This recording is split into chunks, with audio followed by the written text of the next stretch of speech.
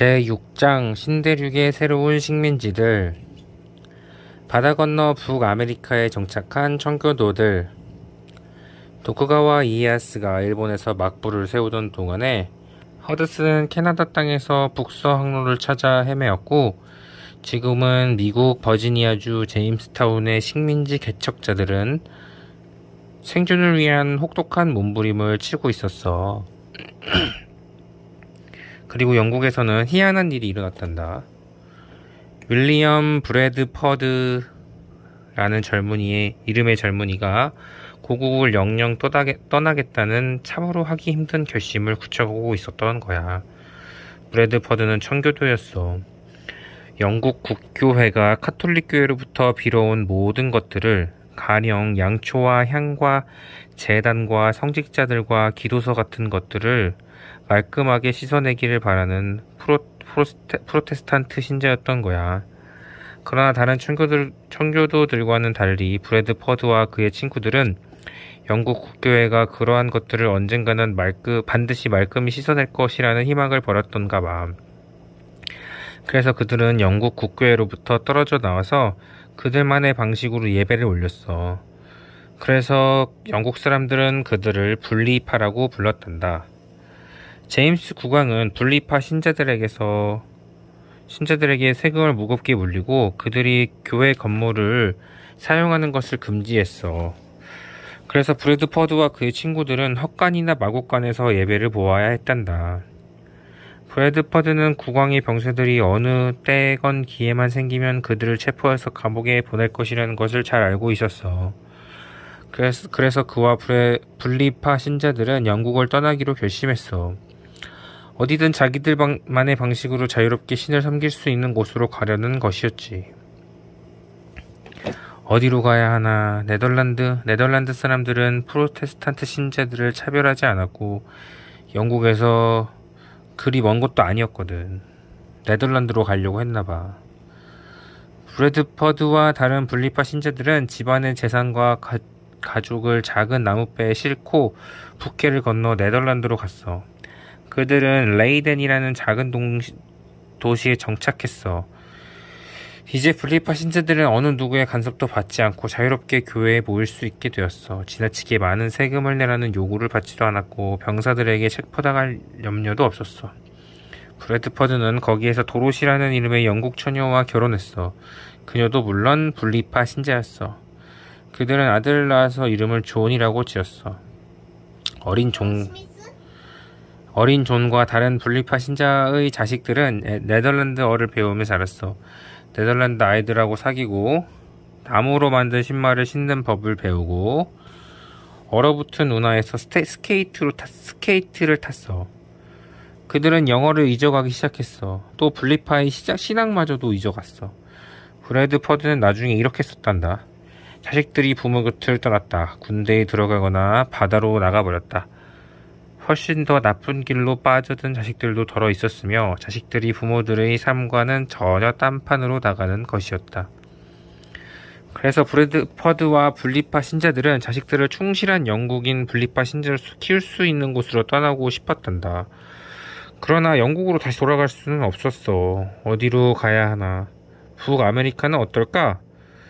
그들은 누가 먼저인지도 모르게 그렇게 말하고 있었어. 제임스타운에 정착한 사람들은 무엇이든지 자기가 하고 싶은 대로 하며 산다더군. 우리도 북아메리카로 가서 우리의 정착지를 만들면 되지 않겠어? 모든 사람이 신의 뜻에 따라서 사는 행복한 터전을 만들어 보잔 말이야. 북아메리카로 가는 길이 멀고도 험난하다는 걸 모르지는 않았지만 50명의 분리파 신자들이 다 같이 떠나기로 결정했단다. 몇 명의 지도자들이 영국으로 돌아가서 부유한 상인들을 찾아다녔어. 배와 음식을 살 돈을 빌려주십시오.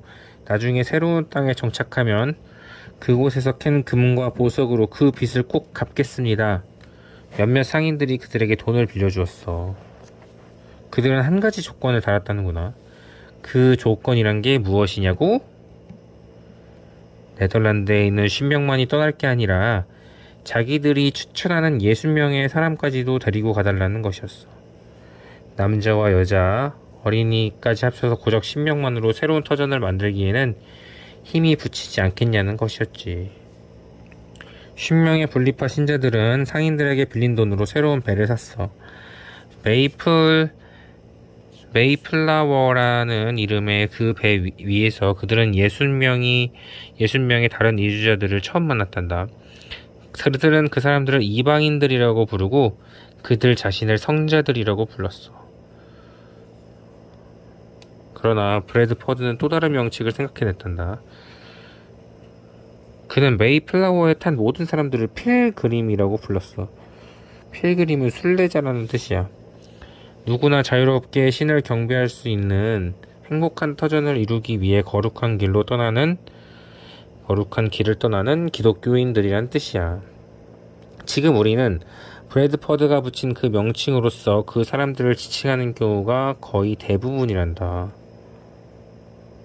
북아메리카로 떠났던 이방인들과 성자들을 통틀어서 필그림이라고 부른다는 말이야.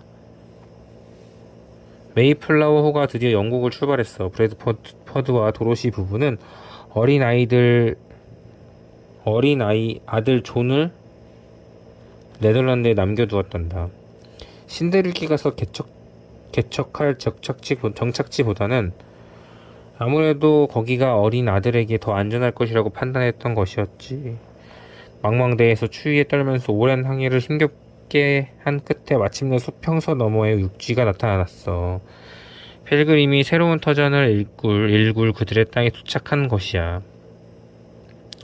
배에서 내리기 전에 필그림은 메이플라워 호의 갑판에 모여 앉아서 이제부터 그들이 일굴 새로운 터전에서 그들 모두가 지키게 될 법의 초안에 협의했단다.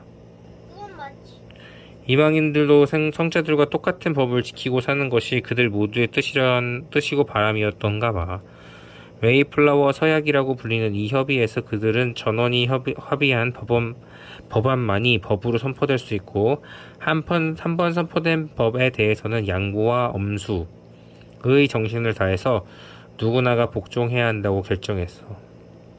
메이플라워호의 거의 모든 남자들이 이 서약서에 서명했어. 그리고 성자들과 이방인들은 평등한 투표를 통해서 존 카버라는 사람을 그들의 총독으로 선출했어.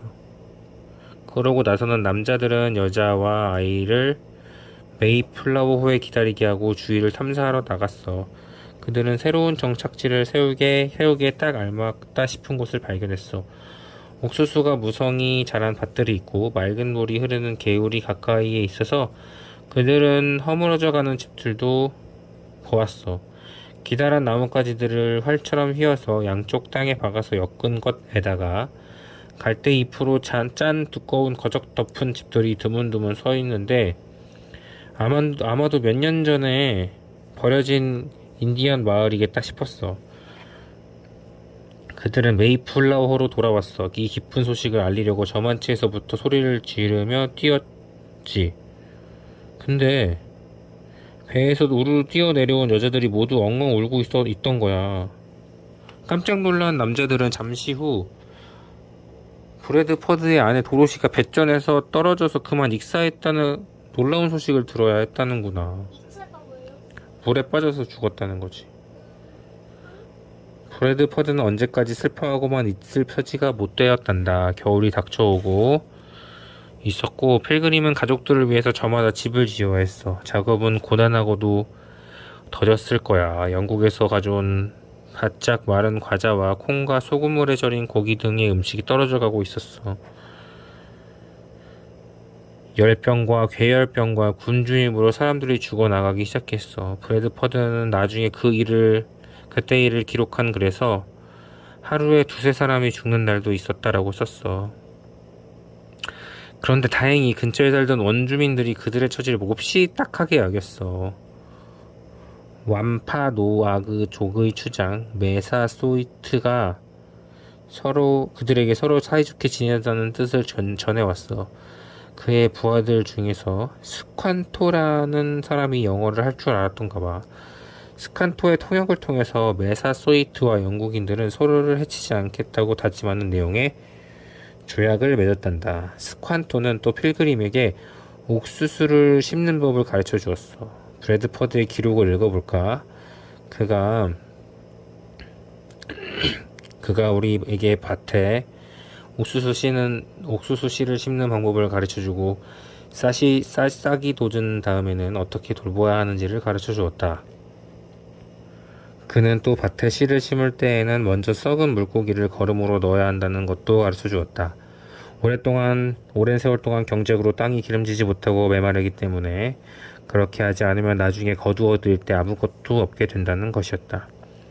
덕분에 필그림은 굶주림만은 면할 수 있었다. 그러나 그들이 플리머스 플랜테이션이라 이름 붙인 그 정착지는 아직은 사람이 살기에는 모든 것이 위태롭기 짝이 없는 곳이었단다.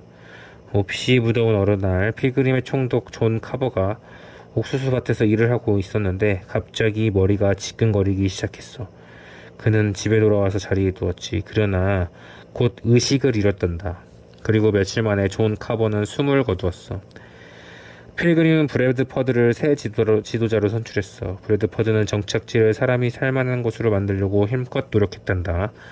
곡식을 심을 계획을 세우고 근처에 지나가는 영국 어선을 찾아가서 생선을 사들이고 주위의 원주민들과 우정어린 교제를 했어. 브래드퍼드가 새 지도자로 선출된 그해 가을부터 형편이 좋아지기 시작했단다. 스ኳ토가 가르쳐준 대로 기른 곡식들은 잘 자라서 풍년이 들었어.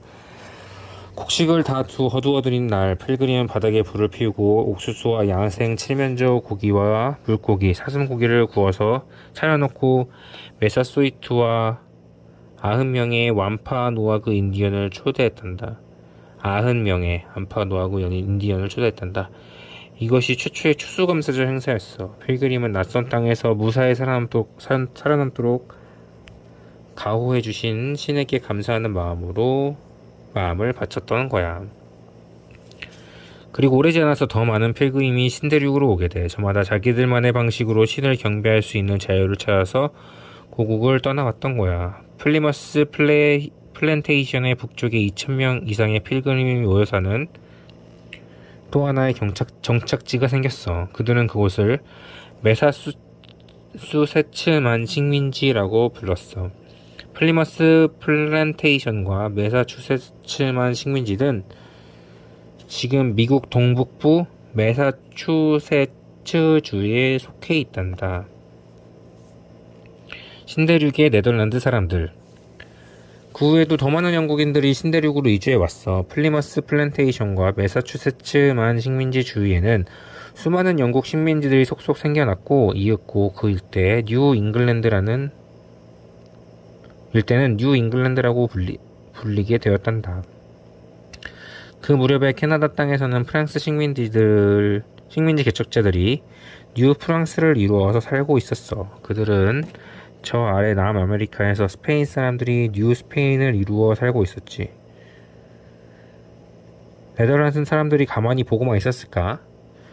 침묵자라고도 불렀던 오렌지공 빌렘이 그 네덜란드를 스페인의 지배에서 해방시킨 후 네덜란드 사람들은 속도가 빠른 화물선으로 전 세계의 바다를 누비고 다녔어.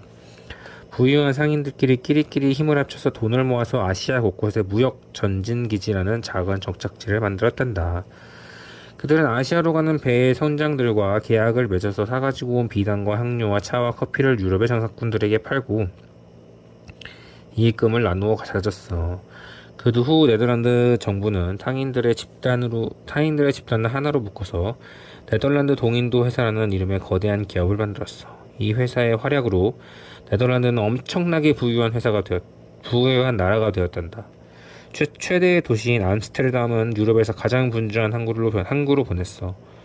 전국의 학교와 대학은 학구열이 불타는 학생들로 가득 찼어. 상인들은 거대한 저택을 짓고 손으로 직접 만든 아름다운 가구를 들여놓고 렘브란트나 베르메르 같은 유명한 화가들의 그림을 사다가 걸었어.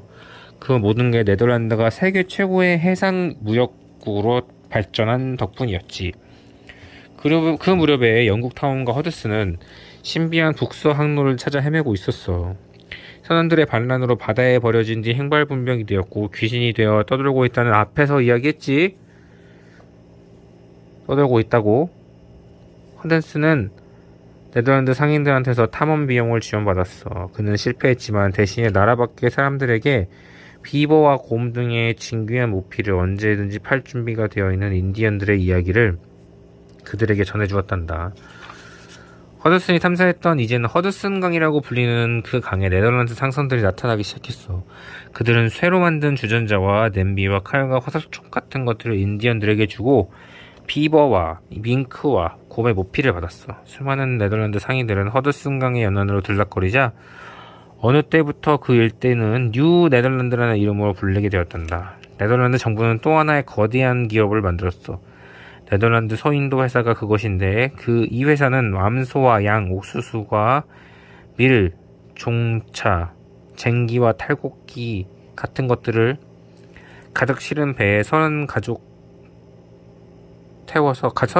태워서 허드슨 강으로 보내고 강 연안에 정착해서 살도록 했어. 얼마 후에는 또 다른 이주자들이 뒤를 따랐단다. 영국의 필그림이 플리머스 플랜테이션에 도착한 뒤 4년 후에 네덜란드 서인도 회사는 맨하튼이라는 섬에 뉴 암스테르담이라는 도시를 짓기로 결정했어. 뉴 암스테르담은 뉴 네덜란드의 주요 항구이며 수도가 될 예정이었어. 그러나 그 섬에는 레나페족이라는 이름의 원주민 부족이 먼저 자리를 잡고 있었어.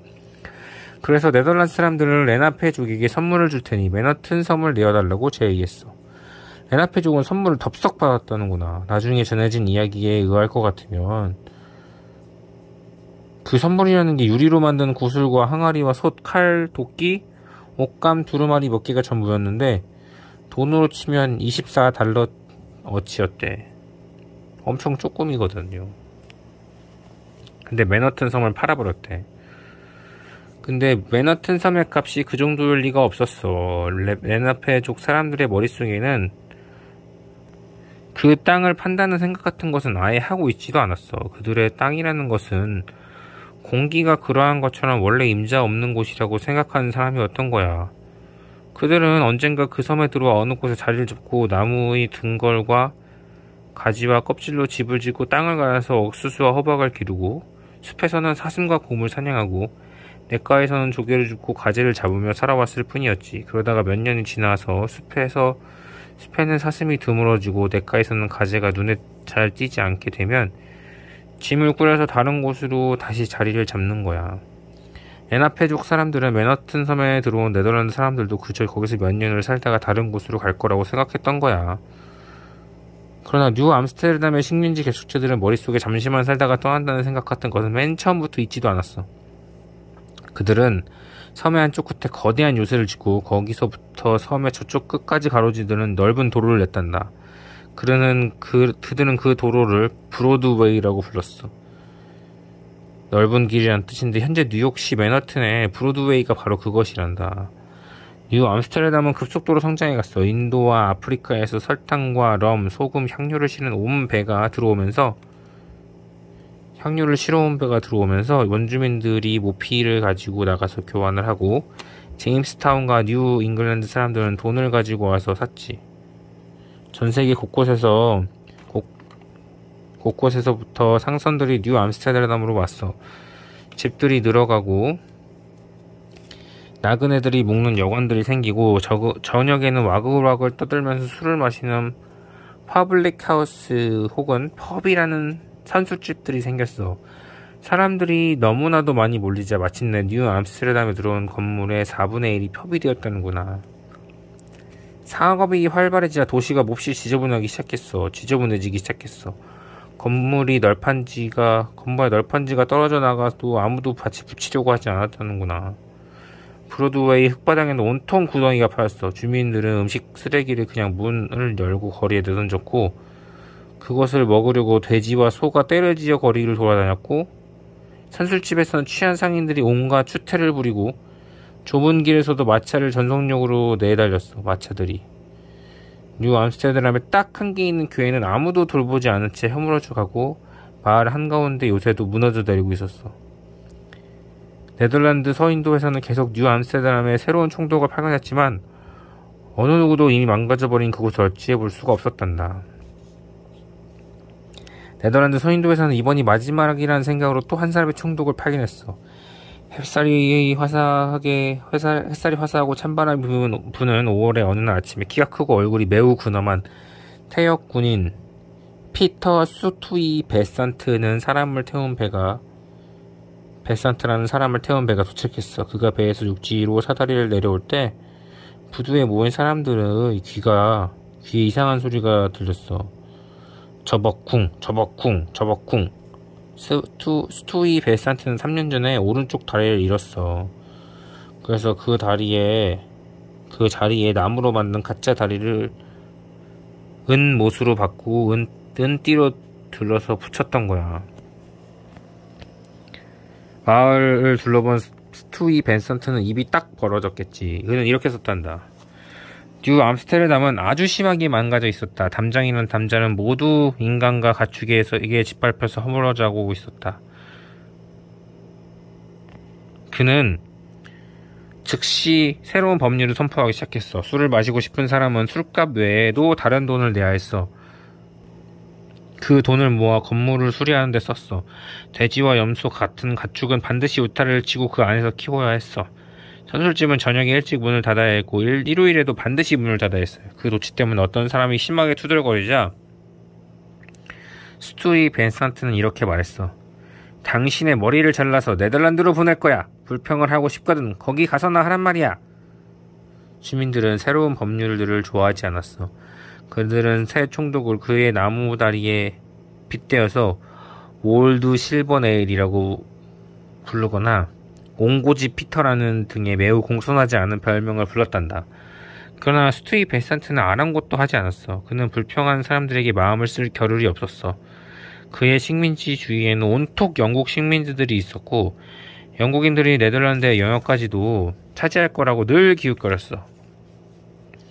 스투이 베산트는 뉴 잉글랜드 여러 식민지들의 지도자들을 만나서 영국 영토와 네덜란드 영국 사이에 경계의 선을 긋는 등 합의를 했어. 그러나 스투이 베산트는 영국인들이 장차 뉴 암스테르담을 침범하려고 하는 게 틀림없다고 확신했어. 그래서 네덜란드 서인도 회사에 편지를 보내서 군대와 무기를 보내달라고 간청했어. 그러나 현지의 사정을 제대로 모르는 회사는 그의 요청을 들어주지 않았단다. 스투이 베산트는 뉴 암스테르담 주위에 예전처럼 훨씬 더 높은 담을 새로 쌓고 보초를 세워서 밤낮 없이 지키기로 했어. 그러나 영국인들이 마침내 뉴 암스테르담을 차지하려고 몰려왔을 때 그 담도 아무 소용이 없었단다. 그 무렵 영국에서는 제임스 국왕이 죽고 새로운 왕위가 올랐어. 새로운 왕위에 올랐어. 그 사람이 찰스 2세야. 찰스 2세는 뉴 네덜란드 영토는 이제 그의 소유가 되었다고 선언하고 그의 동생인 요쿠공에게 선물을 주었단다. 요쿠공은 즉시 전함들을 북아메리카로 보냈어. 전함들이 맨하튼 섬의 항구로 들어가서 그곳을 포위했어. 뉴 암스테르담은 고립이 되었어. 아무도 나올 수 없고 들어갈 수도 없었어. 군대도 없고 무기도 없고 식량마저 떨어져가자 뉴 암스테르담의 사람들은 공포에 질렀던 거야. 그들은 그만 항복해버리자고 스투이 베산트에게 졸랐어. 스투이 베산트는 울며 겨자먹는 심정으로 항복하지 않을 수밖에 없었단다. 영국인들이 승리를 환호하며 뉴 암스테르담으로 들어갔어. 그들은 요쿠공의 이름을 따서 그곳을 뉴욕이라고 불렀단다. 새로운 영국인 총독은 네덜란드 사람들의 토지와 집을 보호할 것이며 그들의 언어를 계속 사용해도 좋지만 이제부터 그들도 영국의 시민이 되어야 한다고 선언했어. 요쿠공은 영국 시민이 되고 싶지 않은 자는 네덜란드로 돌아가라 라고 사람들에게 널리 알렸어. 스튜 베산트는 네덜란드로 돌아가고 싶지 않았어. 그는 뉴 암스테르담이 너무나도 정이 든 나머지 거기를 새로운 고향이라고 생각하고 있었던 거야. 그는 식민지 식구들을 데리고 맨하튼 섬에 있는 그의 농장으로 갔어. 그는 뉴 암스테르담을 제대로 통치해보려고 17년 동안이나 갖은 노력을 다했지만 이제 신대륙의 네덜란드 제국은 완전히 사라져버렸어. 그리고 뉴 잉글랜드로부터 제임스타운에 이르기까지 북아메리카는 곤통 영국인들의 차지가 되어버린 것이야. 그러나 뉴 암스테르담의 흔적은 아직도 곳곳이 남아있어. 뉴욕시에는 월스트시라는 이름의 거리가 있어. 스튜 베산트가 뉴 암스테르담을 지키기 위해서 쌓았던 담쟁을 따라 달리던 바로 그 거리인데 너도 한번 흔히 들어보았을 거야. 또 우리가 알고 있는 브로드웨이는 전 세계 곳곳에서 온 상인들이 술을 마시는 선술집들이 있던 바로 그곳이란다. 맨하튼 섬에는 스튜이 벤산트의 무덤도 있대. 그는 그의 농장 안에 있던 작은 예배당에 묻혔어. 그 예배당은 세인트 마크 교회라는 이름으로 지금도 뉴욕시 맨하튼 섬에 남아있고, 그 앞을 지나는 도로는 스튜이 벤산트 스트릿이라고 불린단다. 끝.